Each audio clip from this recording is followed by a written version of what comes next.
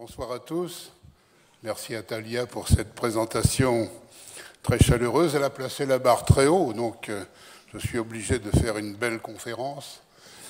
Pourquoi le rouge?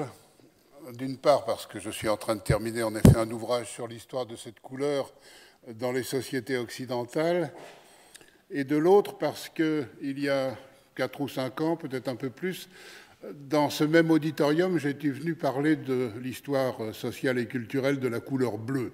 Donc je ne pouvais pas me répéter. Et l'histoire du rouge, c'est un peu le contraire de celle du bleu. Le bleu, c'est une couleur qui compte peu pour les Grecs et pour les Romains. Ils ne l'aiment pas beaucoup, ils ont du mal à la nommer. Et aujourd'hui, c'est la couleur préférée de la moitié de la population partout en Europe occidentale. Donc l'histoire du bleu en Occident, c'est l'histoire d'un renversement progressif de valeurs, ce qui est passionnant pour l'historien. Le rouge, c'est un peu le contraire. C'est une couleur qui occupe une place très importante dans l'Antiquité biblique, dans l'Antiquité gréco-romaine, encore au Moyen-Âge et au Moyen-Âge central, et puis qui peu à peu va aller déclinant quant à sa place dans la vie quotidienne, et va même quelque peu rentrer dans le rang. Dans nos sociétés contemporaines, on ne voit pas tellement de rouge dans le spectacle de la rue ou dans nos appartements, mais quand même le rouge garde sa force symbolique. Alors, il y a tellement à dire sur l'histoire de la couleur rouge que j'ai fait le choix de ne parler que des mauvais aspects de la couleur. J'espère qu'elle me pardonnera, mais toute couleur est ambivalente du point de vue social et culturel. Il y a toujours des points positifs et des points négatifs. Peut-être le rouge encore plus ambivalent que toutes les autres couleurs. J'ai fait le choix du rouge négatif.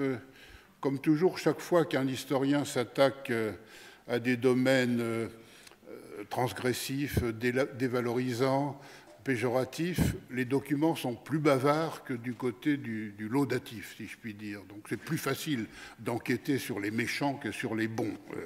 Donc je vous parlerai du méchant rouge, mais naturellement il existe un bon et un beau rouge à chaque époque. J'essaierai d'en dire quelques mots.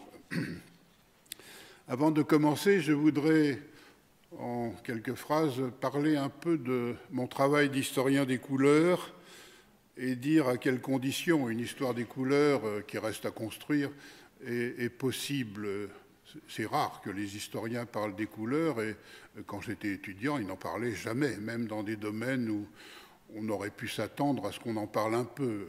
L'histoire du vêtement, par exemple, jusqu'à des dates récentes, c'est une histoire sans couleur, alors que les documents sont foisonnants.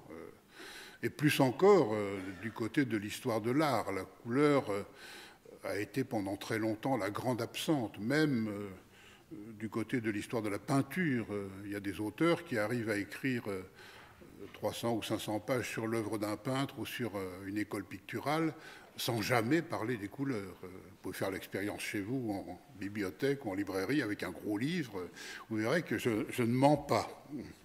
Donc, quand j'étais jeune chercheur, mon premier travail a été de réfléchir à pourquoi ces lacunes historiographiques et bibliographiques du côté de l'histoire, de l'archéologie, de l'histoire de l'art, quant à la couleur. Et rapidement, j'ai constaté qu'il y avait une raison principale, ce n'est pas la seule, mais c'est difficile de travailler sur l'histoire des couleurs, des difficultés de différentes natures, au moins 3, des difficultés documentaires, des difficultés de méthode, et puis des difficultés que je qualifie d'un terme ambitieux, épistémologiques.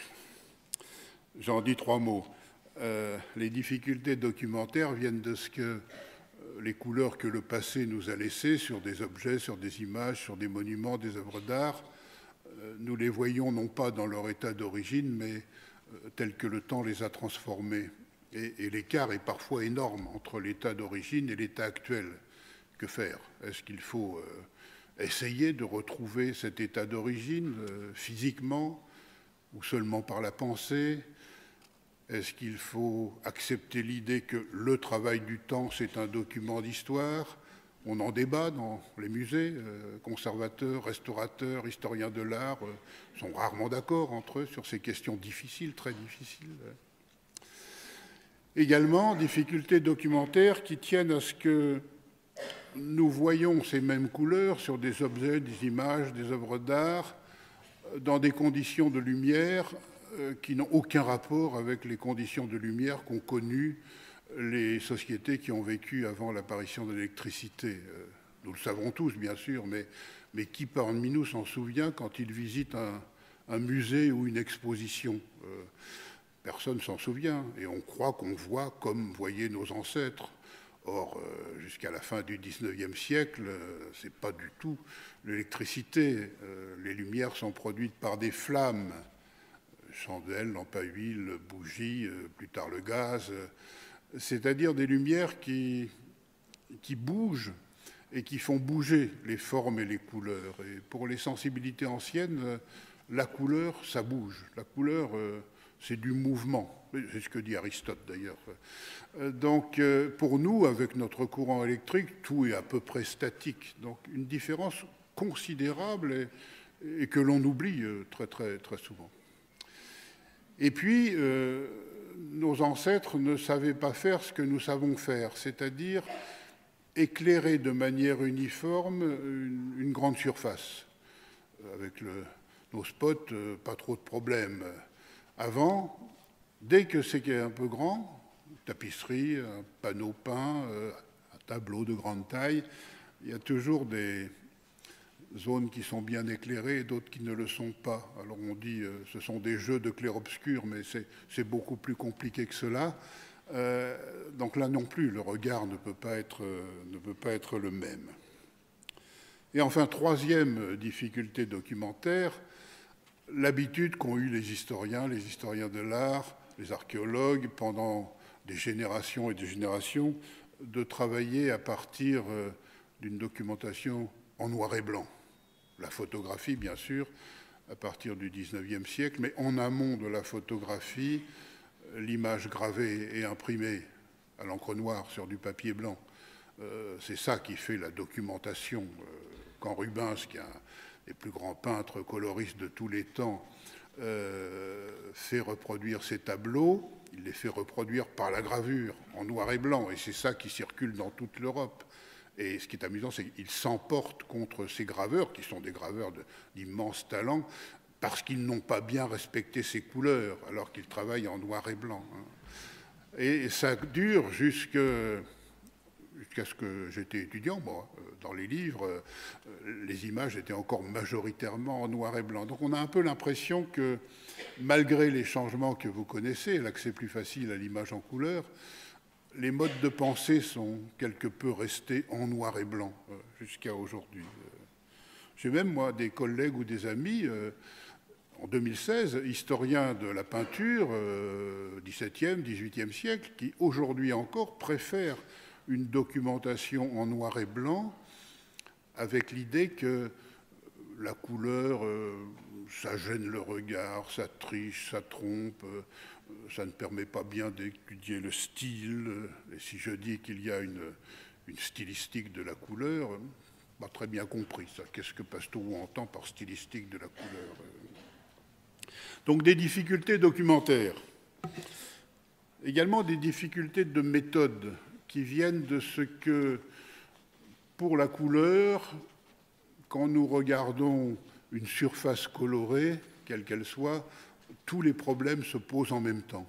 Les problèmes chimiques, pigmentaires, techniques, et puis les problèmes iconographiques, emblématiques, symboliques, sémantiques, tout ça est complètement mélangé.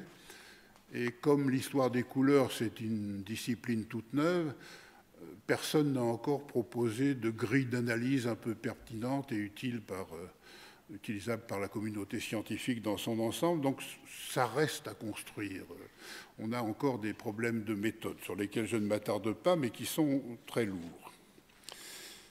Et puis ces difficultés que j'ai appelées épistémologiques, ce sont en fait celles qui viennent de ce que nous ne pouvons pas, quand on est historien, projeter dans le passé, comme ça, sans précaution aucune, nos savoirs d'aujourd'hui, nos définitions d'aujourd'hui, nos classifications d'aujourd'hui, parce que ce n'étaient pas ceux et celles des sociétés qui nous ont précédés, et ce ne seront pas ceux et celles des sociétés qui vont nous suivre, hein, il faut être lucide.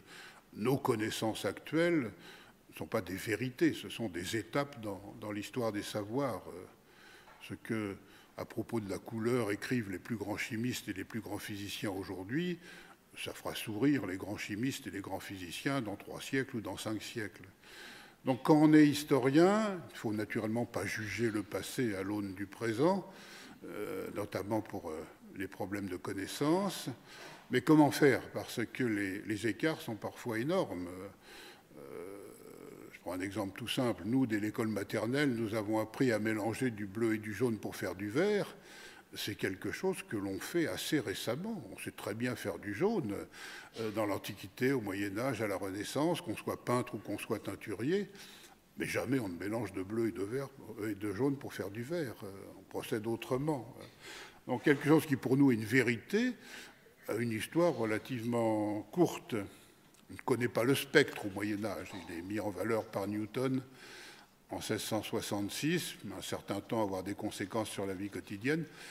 Donc quand on est médiéviste, est-ce qu'on a le droit, par exemple, d'utiliser en laboratoire de musée des appareils de mesure spectrométriques construits sur le spectre, appliqués à des couches de couleurs produites par des sociétés, des artistes qui ignoraient tout du spectre, qui classaient les couleurs autrement, qui les pensaient autrement, qui les percevaient autrement?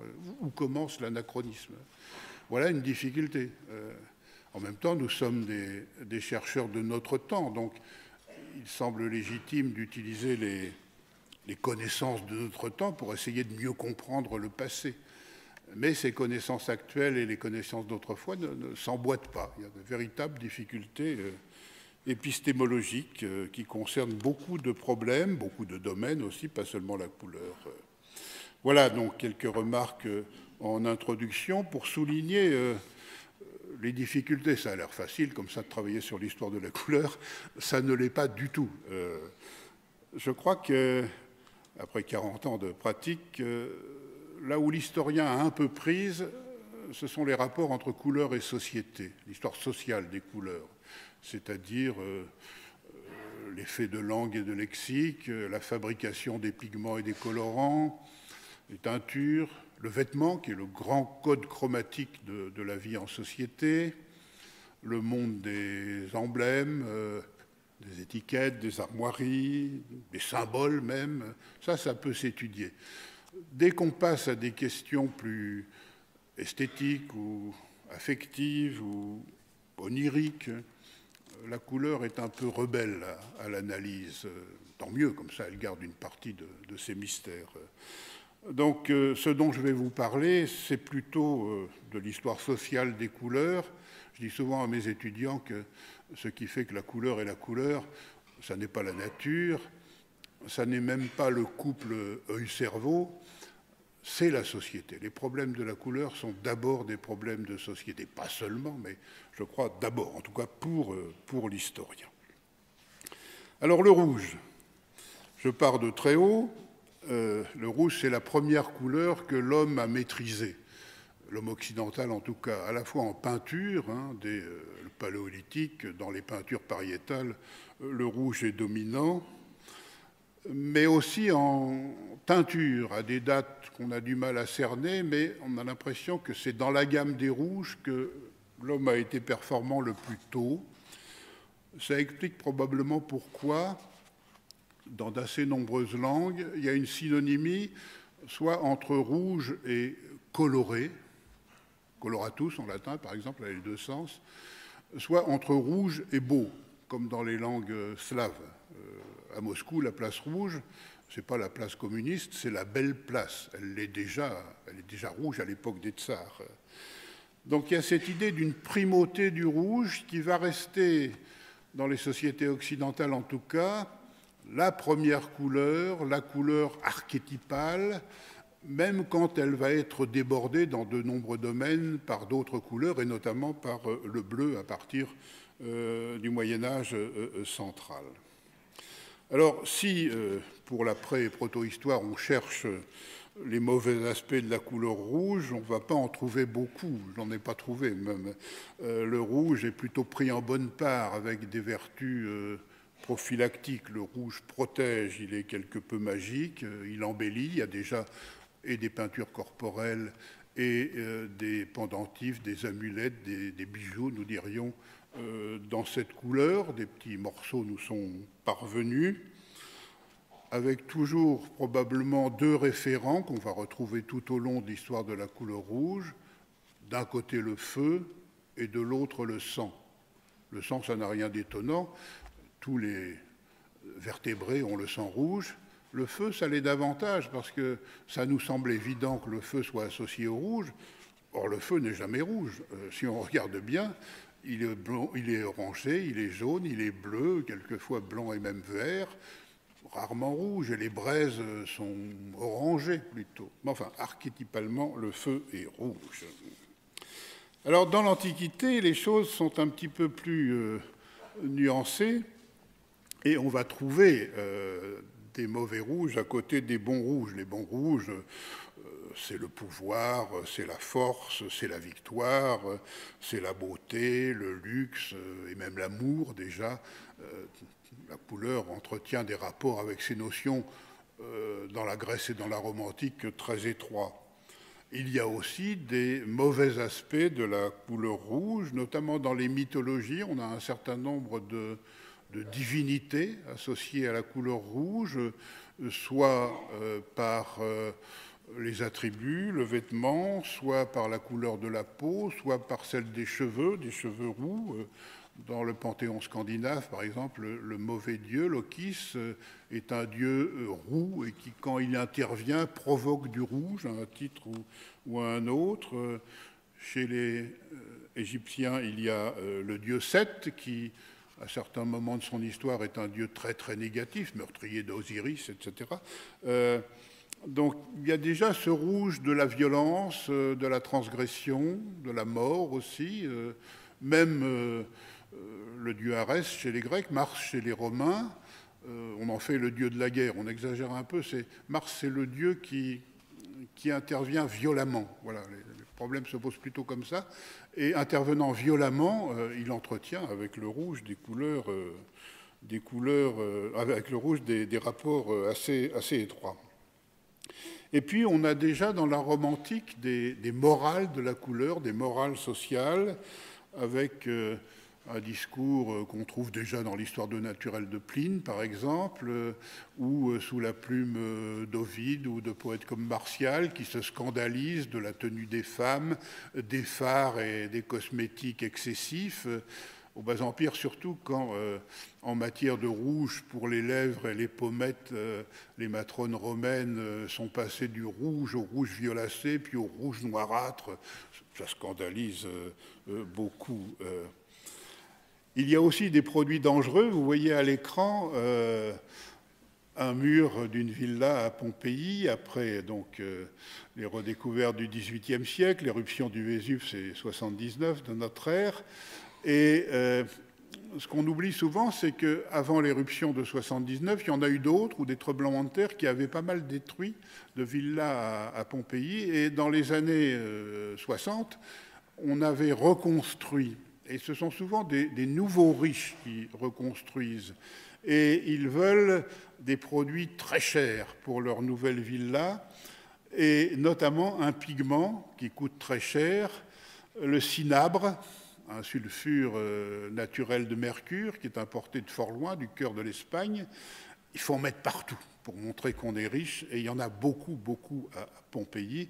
Et c'est un pigment extrêmement dangereux, c'est un poison violent. On le sait hein, dans la Rome antique, mais tant pis, l'ostentation, c'est plus fort que les dangers, et on en a retrouvé énormément. Il y a d'autres pigments dangereux, mais il y a ce danger des matières colorantes, qu'on connaît déjà bien dans la Grèce et dans la Rome antique, et qu'on emploie quand même. Et puis, il y a le problème de la pourpre. La pourpre, c'est un colorant animal, bien connu déjà à l'époque phénicienne et de tous les peuples de la Bible. que la Rome antique va cultiver particulièrement. Voilà un tableau qui nous montre la découverte de la pourpre par le chien d'Héraclès qui, en grattant des coquillages, a eu le museau tout rouge, et ça a fait comprendre que ce coquillage avait des vertus colorantes. Donc on s'en sert en teinture et on va s'en servir de plus en plus. On a un peu perdu la recette de la pourpre au Moyen-Âge, même à Byzance, et les savants contemporains qui ont cherché à retrouver cette recette ne l'ont pas tout à fait trouvée, d'autant qu'il y en a plusieurs, il y a différents coquillages, tout dépend de la période de la récolte et des techniques utilisées. Mais toujours est-il que plus on avance sous l'Empire, à l'époque romaine, plus l'empereur s'attribue le monopole de la pourpre, et on a gardé trace, c'est Suétone qui nous raconte l'histoire d'un fils du roi de Mauritanie, sous le règne de Tibère, si je me souviens bien, qui s'est affiché à Rome entièrement vêtu de pourpre, alors que seul l'empereur peut le faire. Il a été mis à mort. Couleur dangereuse, couleur très dangereuse. Il y a droit aux bandes de pourpre sur la toge, mais ça dépend du rang, uniquement chez les patriciens. Alors les parvenus, les affranchis, très riches, utilisent la pourpre pour l'ameublement et pas pour le vêtement. Horace se moque comme cela d'un affranchi enrichi qui, quand il donne des banquets, à la fin fait essuyer la table par ses serviteurs avec des torchons de pourpre. Voilà une statue célèbre d'Auguste. On a essayé de la remettre en couleur grâce aux traces de polychromie qu'il y avait. Ça donne à peu près ceci. C'est un exercice qu'on aime bien faire. Il n'est pas entièrement de pourpre, mais plus on avance dans le temps, plus le pourpre et le vêtement de pourpre est une couleur qui va être réservée à l'empereur. Autre forme de couleur dangereuse, la ligne rouge. Ça, c'est une miniature de Jean Fouquet, vers 1470, mais qui met en scène César franchissant le Rubicon. Alors, le Rubicon, c'est un petit fleuve côtier, certes, mais c'est aussi un grand fleuve symbolique. La loi veut en effet qu'aucun général, avec son armée, ne puisse entrer en Italie, et le Rubicon marque la frontière entre l'Italie proprement dite et la Gaule cisalpine, donc ne puisse le franchir sans l'autorisation du Sénat. Et là, César est à la poursuite de Pompée. Sans l'autorisation du Sénat, il va franchir le Rubicon, c'est-à-dire qu'il va franchir la ligne rouge. L'expression nous est restée, et ça va être catastrophique, la guerre civile va s'enflammer. Et l'enlumineur, Fouquet, a bien marqué les eaux rouges du fleuve, là, au premier plan. C'est pas une légende, hein, c'est un fait historique, et le Moyen-Âge chrétien connaît assez bien l'histoire romaine. Donc on a souligné comment César avait enfreint les règles en franchissant la ligne rouge. À ses débuts, le christianisme a affaire à une religion concurrente, le mitraïsme, le culte de Mitra, qui a le culte du sang, c'est-à-dire le culte du rouge. Au fond, un des moments très importants des rituels du mitraïsme, c'est le sacrifice sanglant du taureau, où le prêtre, c'est ce qu'on voit sur ce bas-relief du IIIe siècle, est en train d'égorger le taureau et puis va ensuite en asperger et l'autel et les fidèles et lui-même se baigner dans le sang du taureau. Pour le christianisme à ses débuts, c'est quelque chose d'absolument épouvantable que ce bain de rouge, en quelque sorte. Alors je saute un peu les siècles, j'en arrive au christianisme médiéval, qui va organiser la symbolique de la couleur rouge autour de 4 pôles. Ce sont les pères de l'Église qui construisent cette symbolique. Les pères de l'Église sont bavards sur les couleurs, et spécialement sur le rouge, sur le noir et sur le blanc. La Bible est peu bavard en termes de couleurs. Il faut lire beaucoup pour récolter un peu. Dans les versions anciennes, en grec, en araméen et en hébreu, la Bible est peu colorée. Les traductions latines ajoutent un petit peu de termes de couleur et les traductions dans les langues vernaculaires en rajoutent encore une couche, mais c'est presque toujours rouge, blanc, noir. Le bleu est absent de la Bible, le vert et le jaune sont rares. Ça n'empêche pas les pères de l'Église d'être bavards sur le rouge et de distinguer 4 rouges du point de vue symbolique en s'appuyant sur 2 référents, le feu et le sang, avec l'idée qu'il y a un bon et un mauvais feu, un bon et un mauvais sang, donc ça va faire 4 rouges. Et pour le christianisme, bien sûr, le bon feu, c'est celui de la Pentecôte, c'est celui de l'Esprit Saint, c'est l'Esprit de Dieu qui descend le jour de la Pentecôte sur les apôtres sous forme de langue de feu. Le mauvais feu, on le voit ici, ce sont les flammes de l'enfer, ça c'est une peinture fin XIIe siècle dans un manuscrit espagnol, les flammes de l'enfer qui brûlent sans éclairer, d'où les ténèbres dans l'enfer. L'enfer est rouge et noir pour le christianisme médiéval. Le mauvais sang, c'est le sang des crimes de sang, des sangs impurs, des sangs injustement versés. Et puis, le bon sang, naturellement, c'est le sang du Christ sur la croix, c'est le sang rédempteur et salvateur. Ça a l'air simple comme ça, mais il a fallu du temps pour arriver à ces 4 pôles, mais qui vont organiser peu à peu toute la symbolique de la couleur rouge, avec un accent particulièrement fort mis sur le rouge infernal, le rouge du diable. Voilà une autre image de l'enfer. Les heures de Clèves, on est au milieu du XVe siècle. Et puis le diable lui-même, qui est un personnage qui prend de l'importance après l'an 1000. Ici, c'est un vitrail de la Sainte-Chapelle à Paris. Il est souvent dans les images noir à tête rouge ou d'une autre couleur avec tête rouge. Ici, c'est l'épisode où le diable s'empare des troupeaux de Job. Bref, c'est une des couleurs du diable. Il en a plusieurs dans l'iconographie médiévale. Il a tendance à devenir un peu verdâtre au fil du temps. Mais la tête rouge, c'est quelque chose qui demeure et qui rappelle bien sûr l'enfer. Et puis, dans les systèmes de valeurs construits autour des vices et des péchés, le rouge va être une couleur associée aux forces du mal. Par exemple, dans le système des 7 péchés capitaux, qui se met définitivement en place dans la culture occidentale au XIIIe siècle, 4 des 7 péchés capitaux sont associés à la couleur rouge. L'orgueil, le pire de tous, la colère, et ce qui en double la violence, la luxure et la goula, terme latin très fort mais intraduisible en français moderne. Si on dit gourmandise, c'est trop faible, goinfrerie, c'est insuffisant, enfin c'est l'excès d'absorption de nourriture et de boissons. Ces 4 péchés sont rouges. L'avarice, elle est verte, l'envie est jaune.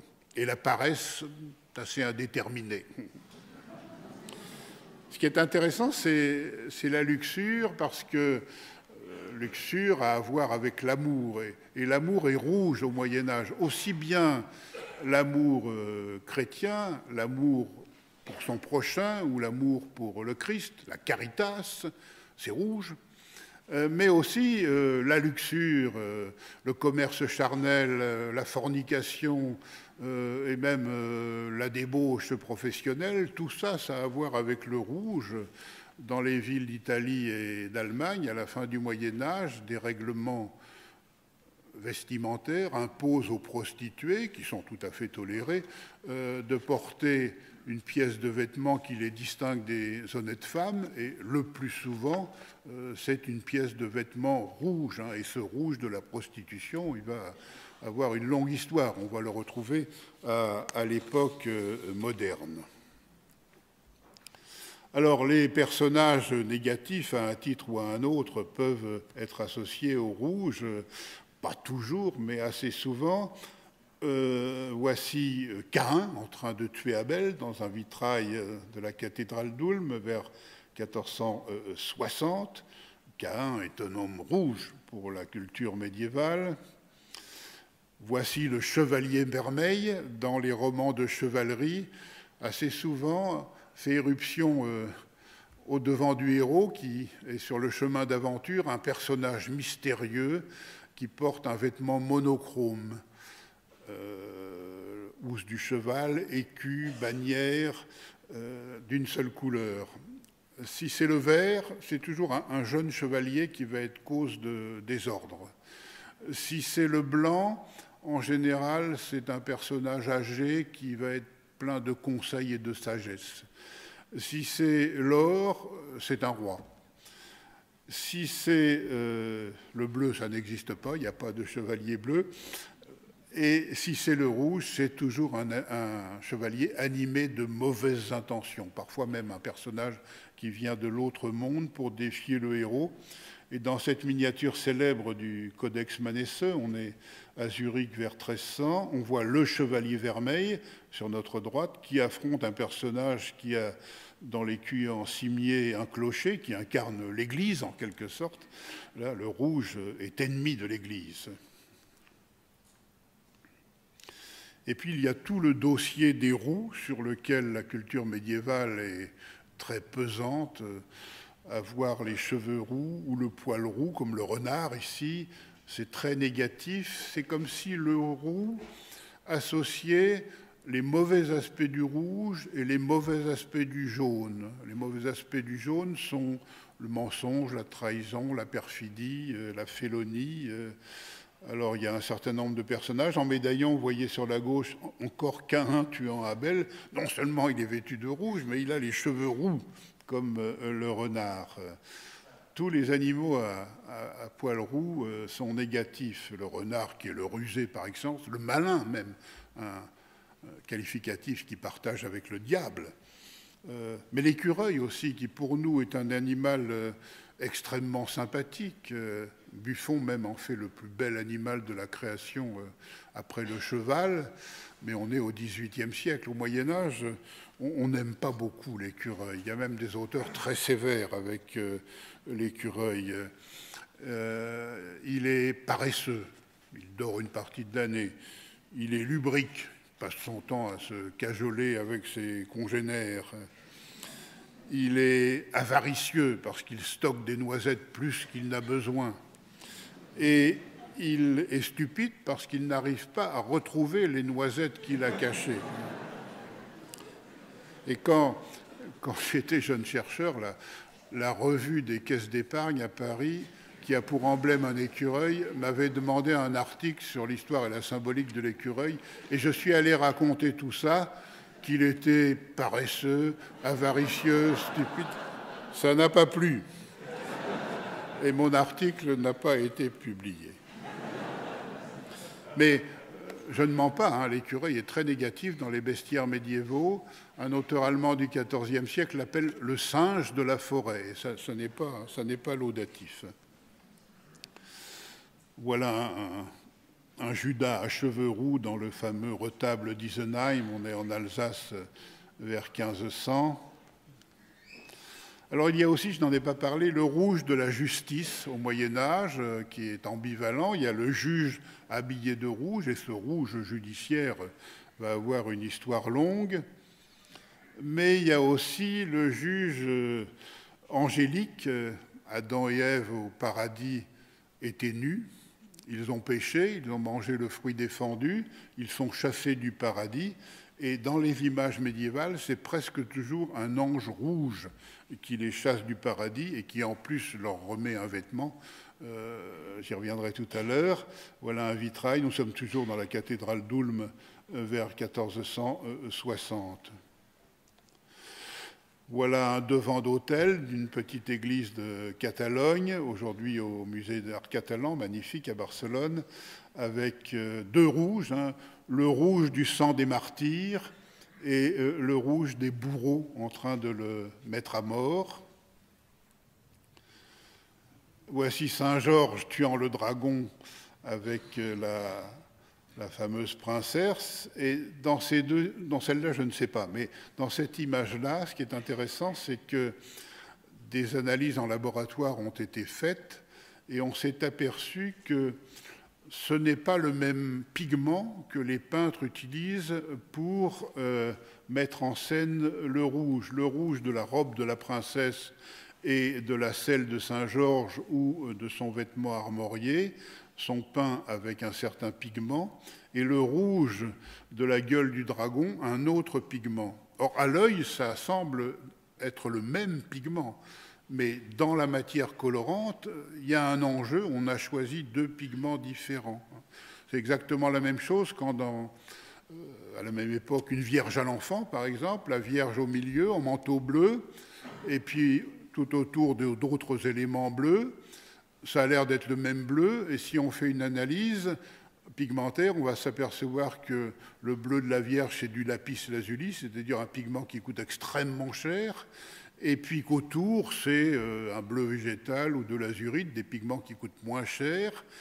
L'œil ne le voit pas, et pourtant, il y a un enjeu cultuel pour honorer la Vierge. Et le commanditaire, lui, le sait. C'est en général lui qui a fourni le lapis lazuli. Dans la gamme des rouges, c'est pareil. On peut avoir le Christ en croix, et puis des éléments rouges autour de la croix. Le sang du Christ sera peint avec un pigment différent des éléments périphériques, alors que l'œil ne voit pas la différence. Chez les teinturiers, ce sont d'autres différences, plutôt sociales. Voilà deux teinturiers à Nuremberg, tous les deux. Les uns ordinaires qui teignent à la garance, c'est le pigment ordinaire pour teindre en rouge. Les racines ont des vertus tinctoriales. C'est probablement en Europe le plus ancien pigment utilisé pour teindre, quelque part vers 5000 ans avant notre ère, peut-être 6000 ans. Et à droite, c'est un teinturier de luxe, Schönfärber, qui teint avec du kermès, une matière animale qui coûte extrêmement cher. Donc tout le monde peut s'habiller en rouge dans l'Occident médiéval, même dans le Saint-Empire romain germanique, ça n'est pas réservé à l'empereur, mais il y a rouge et rouge. Selon les matières colorantes utilisées, on a beaucoup de lois somptuaires et de décrets vestimentaires pour la fin du Moyen-Âge. Et jamais telle ou telle couleur est interdite à telle ou telle catégorie sociale. Ce qui est interdit, c'est tel ou tel colorant. Les enjeux portent sur les matières colorantes de tel ou tel prix et qualité qui doivent seulement être utilisées pour les vêtements portés par telle ou telle classe sociale. En revanche, dans ces mêmes lois somptuaires et décrets vestimentaires, on trouve des couleurs imposées à telle ou telle catégorie sociale. Alors là, ce n'est plus une question de colorant, mais de coloration. Les lépreux doivent être en blanc et noir, les prostituées en rouge, et ainsi de suite.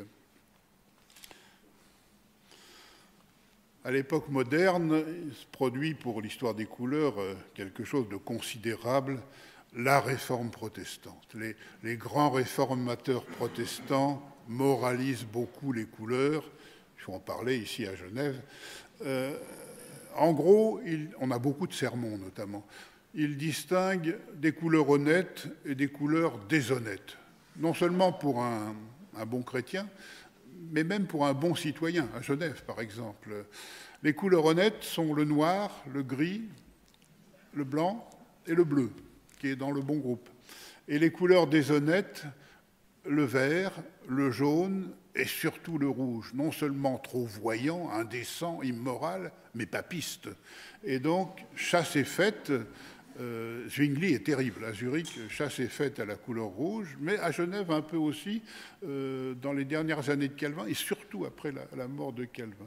Là, ce sont deux prélats chromophobes, pourrait-on dire, Luther et surtout Mélenchon, qui, en 1527, a prononcé et publié un sermon dévestitu. Il est terrible contre les couleurs vives et contre le rouge, le vert et le jaune. Il a des phrases. Ces trois couleurs habillent les hommes comme des pans, c'est le chemin direct pour aller en enfer, et ainsi de suite. Et eux-mêmes, d'ailleurs, les grands réformateurs se font toujours portraiturer en noir ou en sombre. Ça n'a l'air de rien, mais ça a des conséquences, non seulement pour le vêtement et pour la vie quotidienne, mais aussi pour le culte et le temple, bien sûr, chasse et fête aux couleurs liturgiques, mais même l'art. À partir de la seconde moitié du XVIe siècle, on peut opposer une palette catholique et une palette protestante. Rubens, par exemple, à Anvers, peintre catholique et l'un des plus grands coloristes de tous les temps, et la génération d'après, Rembrandt, un petit peu plus au nord, un peintre calviniste, économe de sa palette, qui préfère les effets de lumière aux effets purement chromatiques. Ça n'est pas absurde d'opposer deux types de palettes pour des raisons morales et chasse est faite au rouge. Notamment, la contre-réforme catholique, sur certains points, reprend une partie des valeurs de la réforme protestante, pas pour l'art, pas pour le culte, pas pour l'Église, bien sûr, mais pour la vie quotidienne et pour le vêtement. Oui, l'idée qu'il y a des couleurs plus morales que d'autres se met progressivement en place dans toute l'Europe, protestante et catholique, et ça explique un recul des tons rouges, des tons jaunes, des tons verts, notamment dans le vêtement masculin. Au Moyen-Âge, un homme entièrement vêtu de rouge, c'est banal, hein, on en voit au quotidien. À partir du XVIe siècle, ça devient plus rare, et entièrement vêtu de jaune, plus rare encore. Ça se fait lentement, bien sûr. Un autre moment important pour l'histoire de la couleur rouge, c'est la découverte du spectre par Newton en 1666, les fameuses expériences du prisme, la décomposition de la lumière blanche en rayons colorés. J'ai mis en haut le classement aristotélicien, c'est-à-dire antique et médiéval, et encore renaissant des couleurs, et même du 1er XVIIe siècle. Les couleurs, quand on les pose sur un axe, vont du blanc au noir, qui sont des couleurs à part entière. Au milieu, il y a le rouge, donc une position de majesté, en quelque sorte. Tous les jaunes vers les blancs et vert, bleu, violet, entre rouge et noir. Et quand on est historien du Moyen-Âge, comme moi, c'est évidemment sur ce classement-là que je dois m'appuyer, et pas du tout sur le spectre qui est en bas et qu'on ne connaît pas au Moyen-Âge. Quand Newton découvre le spectre, c'est-à-dire l'ordre des couleurs, pour nous dans l'ordre de l'arc-en-ciel, ça donne ce que vous voyez en bas.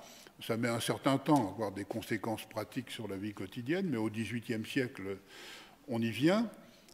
Le rouge devient une couleur de marge. Hein. Vous voyez, il n'est plus au centre. Il y a le rouge à l'extrémité, puis au-delà, les infrarouges que l'œil humain ne peut pas voir.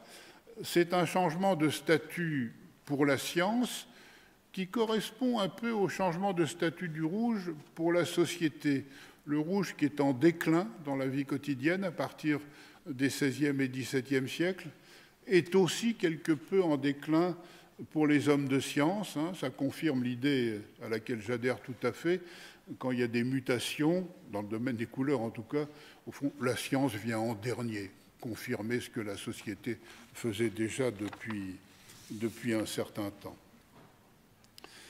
Alors, ça n'empêche pas que sous l'Ancien Régime, un certain nombre d'aspects plus ou moins négatifs du rouge continuent, le rouge du danger, des incendies, de la justice, les juges sont en rouge, les punis en rouge aussi, les galériens d'abord, les bagnards et les forçats plus tard portent bonnet ou casaque rouge. Le petit chaperon rouge, sur lequel je vais m'attarder, qui a fait la magnifique affiche de cette conférence, merci à ceux qui l'ont faite. C'est un beau dossier parce qu'on a beaucoup écrit sur le petit chaperon rouge, qui est le conque européen le plus célèbre, mais pourquoi rouge ? Et si on est honnête, on va trouver plusieurs explications possibles.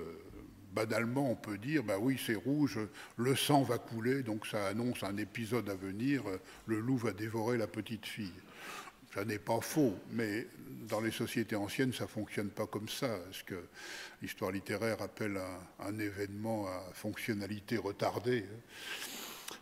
Plus banalement, il est vrai qu'historiquement, dès le Moyen-Âge, on habille souvent les enfants en rouge, et on va le faire pendant très longtemps, à la fois pour les repérer, les voir, et pour les protéger. Il y a ce rouge prophylactique qui éloigne les forces du mal. Je vous ai dit qu'il est déjà là au Paléolithique. Il est encore là autour des berceaux des enfants en Italie et en France au début du XXe siècle. Un ruban rouge accroché au berceau, ça éloigne les forces du mal. Là, c'est un peu ce que l'allemand appelle la Tarnkappe, qui vient de la mythologie germanique, ce vêtement qui soit rend invisible, soit protège des forces mauvaises. Ça n'est pas absurde. Ça peut être aussi, tout simplement, que ce jour-là, la petite fille va voir sa grand-mère, donc elle met sa plus belle robe. C'est un jour de fête. Et dans la société paysanne, une belle robe, au moins jusqu'au XIXe siècle, c'est une robe rouge, parce que c'est dans la gamme des rouges que la teinturerie de village est la plus performante. Donc l'hypothèse est assez solide. Mais l'historien dispose de documents qui soulignent que le conte a des racines très anciennes. Et les plus anciennes versions datent des environs de l'an 1000. On a par écrit 2 versions compilées dans la région de Liège, la petite robe rouge, et une de ces versions nous précise que l'histoire se passe le jour de la Pentecôte. Alors ce rouge est peut-être le rouge liturgique, puisque le jour de la Pentecôte, dans l'église, tout est rouge. Les habits du prêtre, les vêtements comptant dans l'église, ça peut être une bonne piste du point de vue historique. Récemment, enfin assez récemment, la psychanalyse s'en est mêlée. Bruno Bettelheim, dans son livre célèbre « Psychanalyse des contes de fées », où il a pillé un peu des auteurs antérieurs, explique que, en fait, la petite fille est pubère ou prépubère et qu'elle a très envie de se retrouver dans le lit avec le loup. Donc ce rouge est le rouge de la sexualité ou de la sexualité naissante. Projeté dans le passé, c'est un peu anachronique. La psychanalyse, c'est un outil de notre temps pour comprendre les individus de notre temps. Dans le passé, les systèmes de valeurs sont tellement autres qu'on a un peu de mal à utiliser l'outil psychanalytique. Et si c'est le commerce charnel et le désir naissant de la sexualité chez les jeunes filles, ce serait le vert qui serait concerné, en tout cas pour l'époque médiévale. Donc le petit chaperon rouge devrait être un petit chaperon vert. Moi, j'ai une autre explication qui est plus sémiologique et qui consiste à ne pas considérer le rouge tout seul, mais y associer le blanc du petit pot de beurre et le noir du loup ou de la grand-mère. Et on a un système à 3 pôles autour de 3 couleurs, blanc, rouge, noir, comme on l'a dans d'autres contes. Par exemple, dans Blanche-Neige, on a une petite fille blanche comme la neige qui se voit offrir une pomme empoisonnée rouge par une méchante femme, sa belle-mère, déguisée en sorcière. On a blanc, rouge, noir. Ou dans Le Corbeau et le Renard, une fable, on a un oiseau noir, le corbeau, qui lâche un fromage blanc qu'un renard rouge en bas récupère. Donc il y a une circulation comme cela, polaire, de la couleur. Ça me semble plus pertinent de ne pas envisager le rouge tout seul. Voilà, permanence du rouge de la prostitution, peinture néerlandaise vers 1640, une prostituée en rouge, d'autres prostituées en rouge, à cheveux roux, tableau célèbre de Toulouse-Lautrec, fin du XIXe siècle, donc une histoire de longue durée, du rouge et de l'amour tarifé en quelque sorte. Mystère du rouge, un des tableaux les plus énigmatiques de toute l'histoire de la peinture, dû à un voisin, Félix Vallotton, un peintre que j'aime énormément.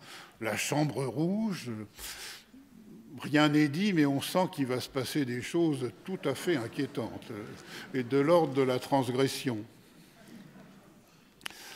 Le rouge des forçats et des bagnards dont j'ai parlé, habits, casaques, je vais un peu vite, pardonnez-moi, parce que je vois que j'ai été très bavard.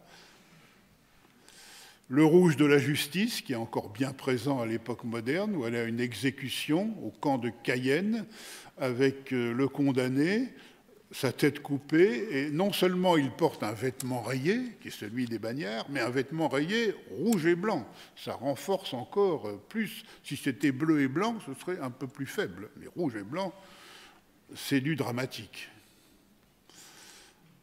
Une séance de rentrée des magistrats à la cour d'appel de Paris avec ce rouge, pas porté par tous les juges ni tous les magistrats, mais certains dans les grandes solennités.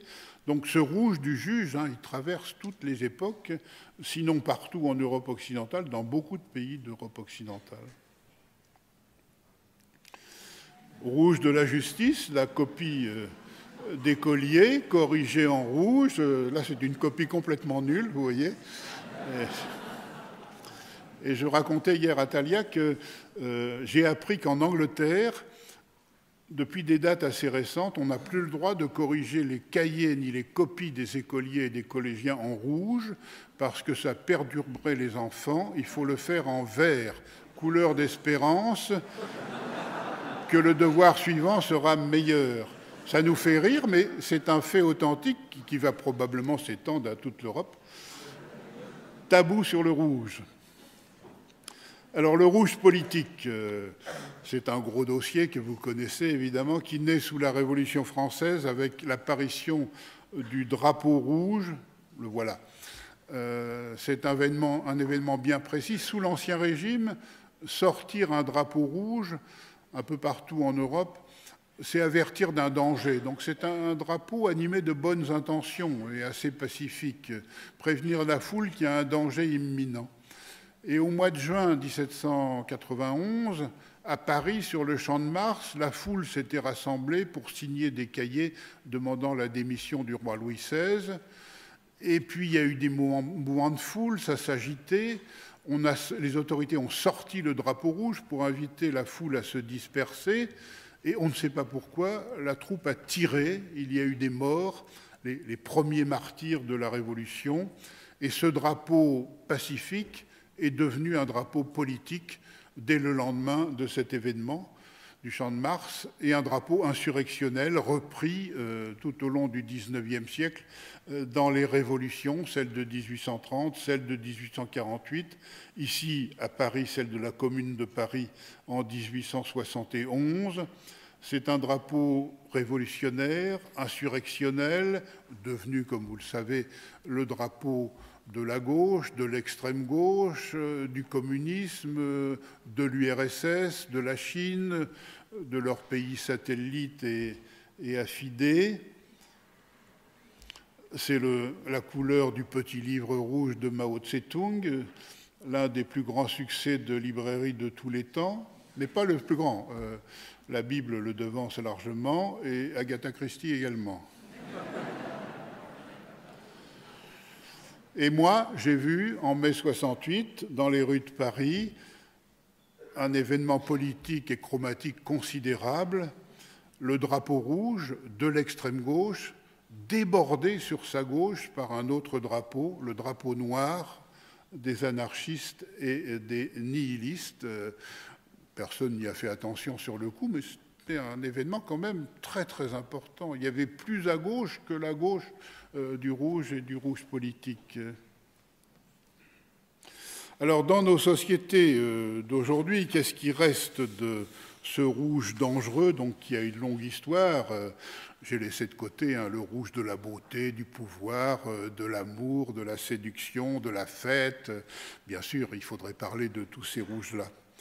Aujourd'hui, il nous reste beaucoup de rouges liés à la signalisation et toujours celle du danger. Le rouge avertit, le rouge souligne un danger, le rouge interdit, non seulement dans les rues, danger du feu, voiture rouge des pompiers, attention travaux, interdiction de toutes sortes, mais aussi sur les emballages de médicaments, par exemple. Ne pas utiliser sans avis médical, ne pas dépasser la dose prescrite, tout ça c'est écrit en rouge.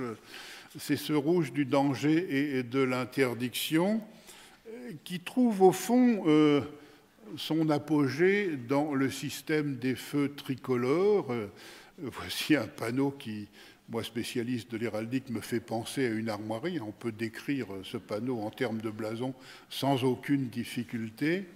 Et dans le système des feux tricolores, pour l'historien, ce qui est très intéressant, c'est que le rouge, couleur de l'interdiction, ça vient de très très loin. On trouve déjà cela dans la Bible ou dans le Rubicon, par exemple, alors que le vert, couleur de la permission, ça a une histoire beaucoup plus courte. Au Moyen-Âge et encore à l'époque moderne, le vert qui est couleur de laisser-passer, donner le feu vert, c'est impensable avant la fin du XVIIIe siècle, le XVIIIe siècle. Il faut attendre que la théorie des couleurs primaires et complémentaires se mette en place, que le vert devienne un des contraires du rouge, qui n'était pas précédemment, et si le rouge est interdiction, naturellement, vert va devenir couleur de la permission, du laisser-passer, de la liberté, ce qu'il est encore aujourd'hui. Donc je vous propose de terminer sur cette note verte qui est la couleur que Thalia et moi nous préférons à toutes les autres. Merci à tous. Est-ce que quelqu'un a une question ?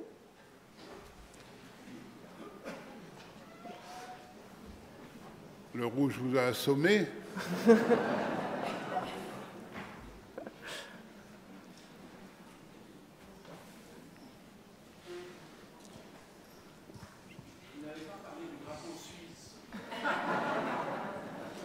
Non, j'aurais pu. Moi, en tant que spécialiste d'héraldique, je vois dans le drapeau suisse, mais on peut ergoter, les anciennes armoiries des ducs et en amont comtes de Savoie. Et c'est en fait la bannière du Saint-Empire romain germanique utilisée sur les marges de l'Empire. Donc on retrouve ce champ rouge avec une croix blanche en Suisse, en Gueldre, dans le Holstein, en Poméranie, enfin, sur les marges de l'Empire à l'époque féodale, à des titres divers. Ça disparaît un peu partout, mais en Savoie, ça s'est maintenu et, à mon avis, c'est devenu le drapeau suisse.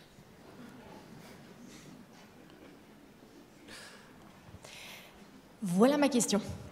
Quid des aliments rouges? Pommes, tomates, fraises, cerises, framboises, etc. Oui, alors il y a tout un discours sur le rouge des aliments, un discours qui évolue. Par exemple, quand la tomate arrive du Nouveau Monde en Europe au XVIe siècle, pour différentes raisons, mais notamment parce qu'elle est rouge, elle semble dangereuse et on ne la consomme pas, on l'admire, c'est un fruit d'ornement, on la trouve très très belle même, mais jamais on irait la manger. Elle passe pour vraiment tout à fait vénéneuse, comme les pommes empoisonnées. Et il faut attendre la deuxième moitié du XVIIIe siècle. On commence à consommer des tomates. Un de mes étudiants, il y a déjà longtemps, je lui avais donné comme sujet, et il avait fait un très bon mémoire, le discours sur l'arrivée de la tomate en Europe, 16e, 18e siècle. Il a raconté tout ça, c'était très très bien. Aujourd'hui, on a l'idée que les fruits rouges, les légumes rouges, c'est meilleur pour la santé et qu'il y a je ne sais pas quoi dans la chimie de la nutrition qui rend ces aliments plus performants que d'autres. Pour l'œil, on sait aussi, mais c'est vrai pour les Occidentaux, est-ce que c'est vrai pour toutes les sociétés de la planète? Je n'en suis pas sûr.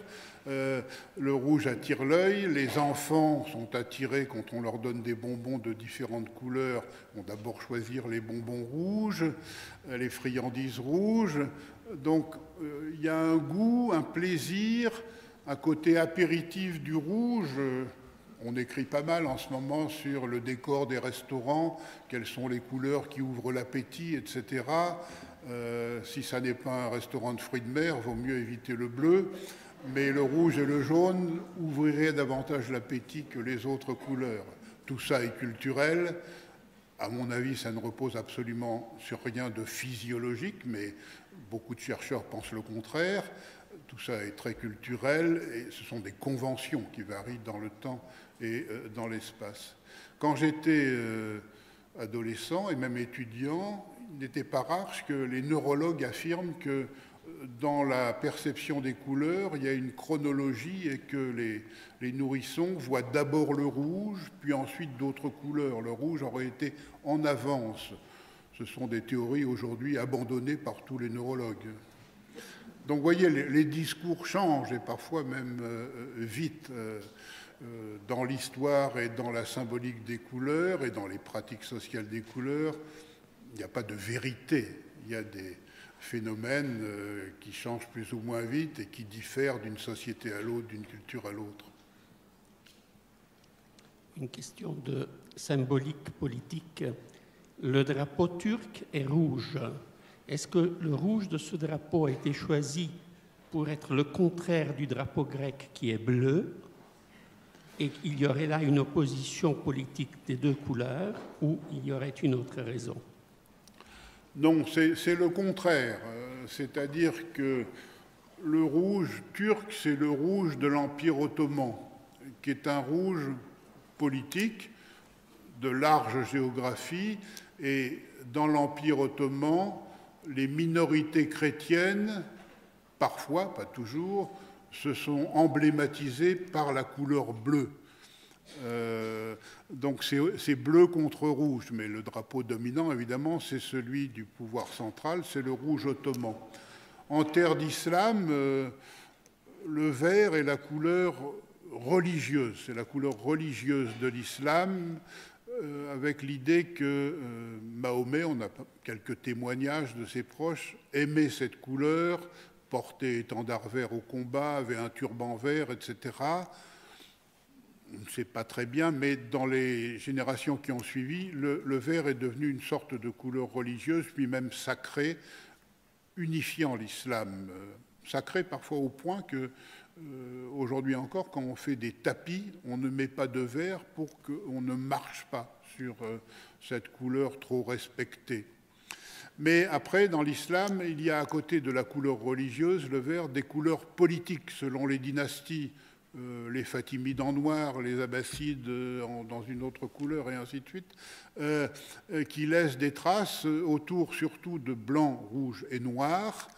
Et le rouge devient, au début de l'époque moderne, la couleur des Ottomans et de l'Empire ottoman. Donc c'est un système bleu-rouge dans l'Empire ottoman, minorité chrétienne contre pouvoir en place. Il y a des périodes calmes et des périodes plus agitées. Et les Grecs disent souvent que leur drapeau bleu et blanc rappelle la Révolution, la Grèce se dressant contre le pouvoir central ottoman. Ça n'est pas complètement faux, mais l'honnêteté oblige à dire, ce qui est insupportable souvent en Grèce, que le bleu et le blanc de la Grèce, c'est le bleu et le blanc de la Bavière, parce que le premier roi de la Grèce indépendante, c'est le fils du roi de Bavière, le fils cadet. Il arrive avec ses couleurs et ça devient le drapeau grec. Mais c'est quelque chose qu'il ne faut pas dire en Grèce. Oui, une question ici. Oui. Qu'est-ce qu'il en est des mots pour désigner le rouge? Vous avez évoqué des rouges liés à des pigments ou des modes de production. Aujourd'hui, on a des rouges cerises ou rouges coquelicots. En héraldique, il existe aussi un rouge, mais qu'on ne nomme pas comme ça. Qu'est-ce qu'il en est des mots pour nommer le rouge?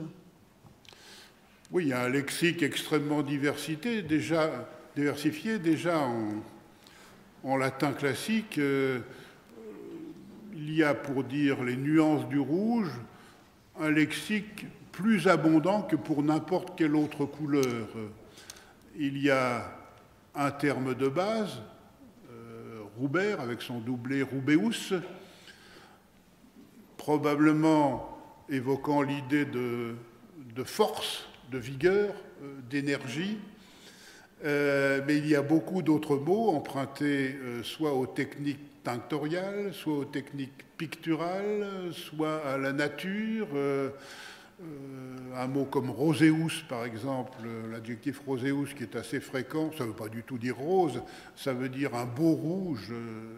Vermeil traduirait assez bien ce terme en français. Donc il y a tout un champ qui s'ouvre à l'historien, l'histoire des mots, l'histoire du vocabulaire. Je dis souvent à mes étudiants d'ailleurs que quel que soit le domaine sur lequel ils travaillent, il faut commencer par l'histoire des mots, ça apprend énormément de choses à l'historien. Et dans le domaine des couleurs, c'est encore plus vrai peut-être qu'ailleurs. Donc, moi, je suis latiniste, donc je connais surtout le vocabulaire latin des couleurs, qui est un peu plus riche et diversifié que celui du grec classique. Mais évidemment, on n'a que l'écrit. L'oralité nous manque, surtout pour le grec. Et l'étude de ces mots nous dit beaucoup de choses. L'étude des fréquences, l'étude des étymologies supposées à telle ou telle époque. C'est vrai aussi pour les langues germaniques. Ce qui est frappant, c'est que dans les langues occidentales, il y a des termes de base qui n'ont pas de référent, comment dirais-je, lexicaux. C'est le cas de rouge, de bleu, de vert, de jaune, de blanc et de noir, et probablement de gris aussi. Alors que les couleurs du deuxième rang, en quelque sorte, ont des référents. Violet, ça renvoie une fleur. Orange, ça renvoie à un fruit. Marron, ça renvoie à un fruit aussi. Rose, ça renvoie à une fleur. On voit bien qu'on est dans un deuxième stade, en quelque sorte. L'étymologie de bleu, on la connaît, c'est le germanique blau qui donne un très tardif latin blavus, mais en amont de blau, en germanique commun, on ne voit rien. Vert, le viridis latin, oui, mais avant le viridis, peut-être la famille de mots autour, là encore, de la croissance, de la vie qui monte, de la sève qui monte, etc., même pas certain. Donc il y a des phénomènes comme cela. Et puis, ce qui est absolument fascinant pour l'historien comme pour le spécialiste du vocabulaire, ce sont les sens figurés des mots, utilisés pour ceci ou pour cela, à telle ou telle époque, avec des variantes d'une langue à l'autre. Pour rouge, je ne vous l'ai pas dit, et c'est très peu connu, mais au XVIIe siècle et un peu au XVIIIe siècle, en français et en allemand, il y a un emploi adjectivé de rouge et de rot, adjectivé, non, un emploi adverbial de rouge et de rot, synonyme de très. Cet homme est rouge grand, ça veut dire il est très grand. Derman, isro dick, l'homme est très gros. Ça a disparu, mais ça montre bien l'extrême force de la couleur rouge, au point qu'il est employé adverbialement pour créer du superlatif, en quelque sorte. On a le temps pour une dernière question, là. Oui, alors vous avez parlé de la couleur rouge en Occident, mais en fait je me demandais la place qu'elle avait en Orient, par exemple dans le monde musulman, par exemple. Oui, alors je suis moins compétent parce que pour mes travaux, je me contente des sociétés européennes. Comme je l'ai dit, je suis historien.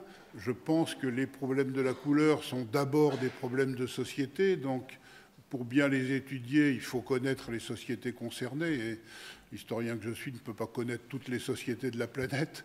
Donc, je suis obligé de lire les travaux de mes collègues spécialistes d'autres domaines et j'apprends énormément de choses. Je ne crois pas du tout aux archétypes, aux universaux et à des significations à l'échelle de la planète qui soient les mêmes. Il n'empêche que le lien, non pas entre le rouge et le feu, mais entre le rouge et le sang, se rencontre dans un très grand nombre de cultures. Peut-être pas toutes les cultures, mais un très grand nombre de cultures. Et ça donne tout de suite au rouge un certain statut en rapport avec la vie et la mort, en rapport avec la force vitale, en rapport avec les tabous sur le sang. Et ça se rencontre dans de nombreuses sociétés. Ça fait souvent du rouge une couleur forte, voire très forte. Alors en termes de, pour se limiter aux sociétés plus récentes, en termes de couleurs préférées, là il y a de grandes variations.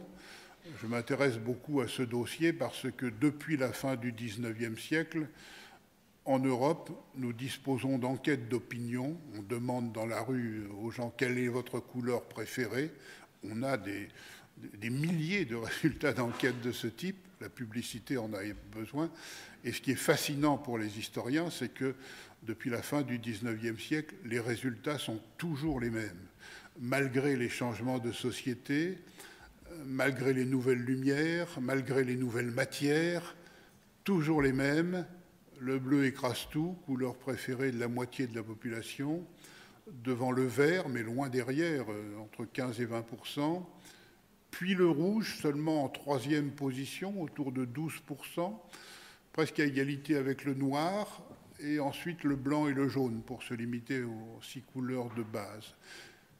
Les résultats sont exactement les mêmes pour les hommes et pour les femmes, et les mêmes dans les différents pays d'Europe, et même du monde occidental, puisque au Canada ou en Nouvelle-Zélande, ça donne à peu près les mêmes résultats.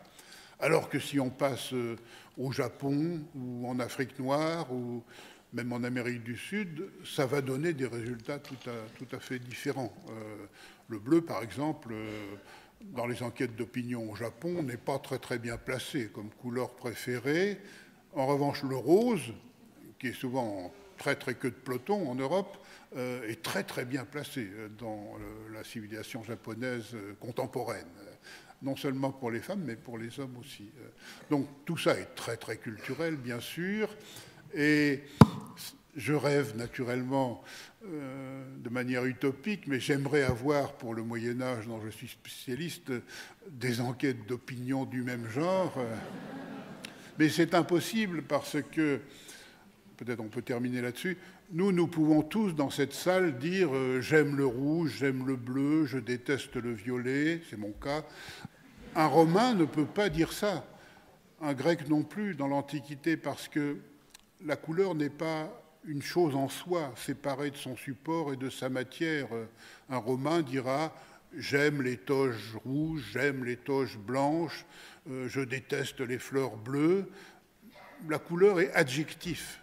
Elle ne devient pas substantif. Et un des dossiers justement sur lesquels je travaille, c'est ce passage de la couleur, pour faire court, je dis adjectif, j'emprunte à la grammaire ces catégories, vers la couleur substantive, c'est-à-dire une abstraction de la couleur, une conceptualisation de la couleur, non pas tel ou tel objet rouge ou fleur rouge, mais le rouge, le vert, le jaune, le bleu. À partir de quand peut-on dire cela en Occident ? On le rencontre un peu en latin classique, mais c'est toujours pour des sens figurés. Viriditas, ça existe pour dire couleur verte, mais c'est extrêmement rare. Ça veut souvent dire jeunesse, fraîcheur, lieu où il y a de la verdure, et ainsi de suite. La couleur verte, il va falloir du temps pour qu'on va dire color viridis. Et donc c'est un problème passionnant de voir à partir de quand, dans les sociétés européennes, la couleur quitte son support, quitte sa matérialité pour devenir quelque chose d'abstrait et de conceptuel, au point que nous tous, aujourd'hui, pouvons dire le rouge, le bleu, le vert. Il y a encore des sociétés, en Asie centrale ou en Afrique noire, par exemple, où c'est impossible de séparer la couleur du support. Ça n'a pas de sens. Merci. Merci à tous de votre venue et je crois qu'on peut encore chaleureusement remercier Michel Pastoureau.